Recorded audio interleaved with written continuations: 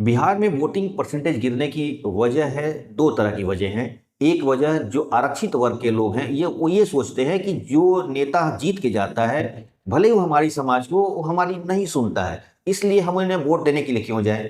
ये एक प्रवृत्ति बढ़ते जा रही है पिछड़े समाजों में जो आरक्षित वर्ग के हैं। दूसरी बात, सवर्ण समाज की औरतें बिल्कुल वोट देने के लिए नहीं जाती हैं। वो लोग कहते हैं कि भाई दूसरे के लिए, जो हमारी समाज का है ना, हमारी बिरादरी का है ना, हमारे जाति का है, हम उनके लिए लाइन में लग के क्यों वोट देने के लिए जाए। ये साफ है कि औरतें बिल्कुल नहीं जाती, 1-2% जाती होंगी, लेकिन कोई वोटिंग करने के लिए अपर कास्ट की औरतें नहीं जाती हैं। रही बात अपर कास्ट के जो 30+ के लोग हैं, वो ये नहीं इसलिए नहीं जाते हैं कि कोई हमारा प्रतिनिधि तो है ही नहीं, हमारी कोई बातें सुनता नहीं, हमारी कोई चर्चा ही नहीं करता, तो हम क्यों जाएं। ना वो नेता हमारे समाज का है ना हमारे वर्ग का है, तो हम उनके लिए क्यों वोटिंग देने के लिए जाएं। ये भी एक प्रवृत्ति होती है, क्योंकि आमतौर पर जिस तरह की पिछड़ों की राजनीति शुरू हुई है, लगातार पार्टियां पिछड़ों और अति पिछड़ों और दलितों की बात कर रही हैं, अपर कास्ट की कोई सुनता ही नहीं है।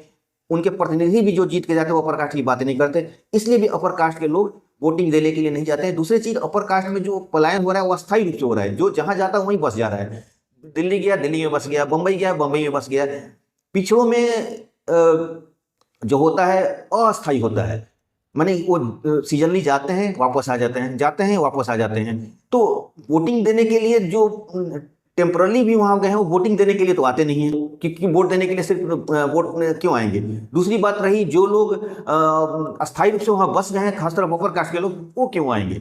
इसलिए इस पर विचार करना होगा कि समस्याओं को जब तक आप सुधार नहीं करेंगे, तो सिर्फ प्रचार करने या जागरूकता अभियान चलाने से वोटिंग परसेंटेज नहीं बढ़ेगी।